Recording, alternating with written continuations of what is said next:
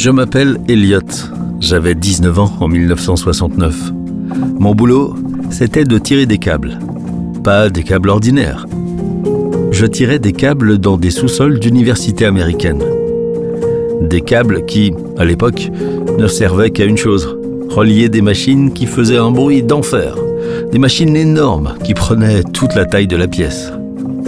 Moi, je n'étais personne, juste le gamin qui installe les lignes. C'est comme ça qu'on m'appelait. Mais ce que je ne savais pas, c'est que j'étais en train d'aider à construire quelque chose que personne n'arriverait jamais à arrêter.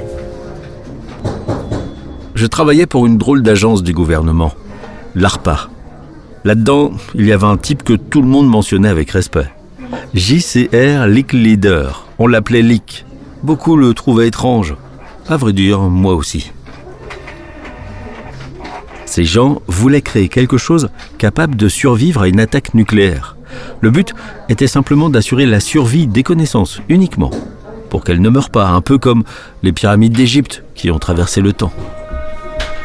C'est le 29 octobre 1969 que j'ai vu quelque chose que je n'oublierai jamais. J'assistais le professeur Leonard Kleinrock, une légende vivante aujourd'hui, mais à l'époque, c'était juste un type qui parlait tellement vite que je comprenais un mot sur deux.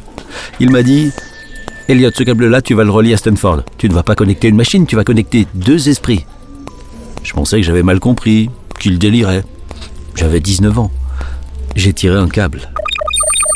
Et quelques minutes plus tard, on a alors tenté d'envoyer le tout premier message entre Los Angeles et Stanford, à 500 km de là. Le message prévu était « Login ». L'ordinateur a tapé « L », puis « O », et puis le système a planté. Le premier message dans l'histoire du réseau mondial, LO, L-O, 2 petites lettres seulement.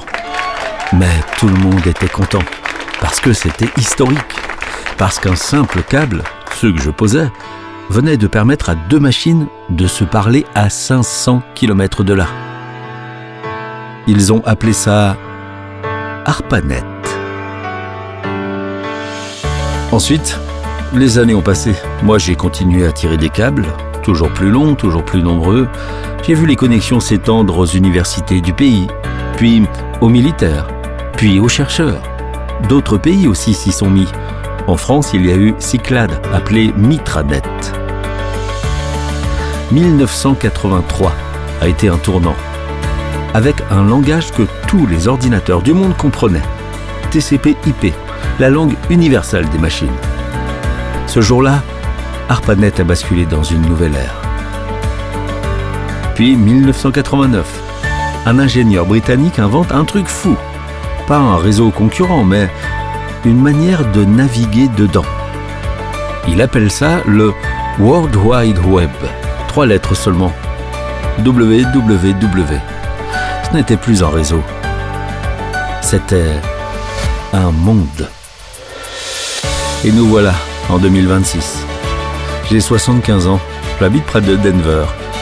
Et quand j'ouvre mon ordinateur le matin, je vois des enfants apprendre depuis l'autre côté de la planète.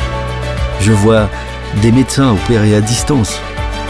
Je vois des amoureux se rencontrer sans jamais s'être croisés. Je vois l'humanité entière, liée par un câble. Le même câble que je posais à 19 ans, même si ce câble est bien souvent devenu invisible. Et maintenant, un nouveau mot circule dans chaque conversation. Intelligence artificielle.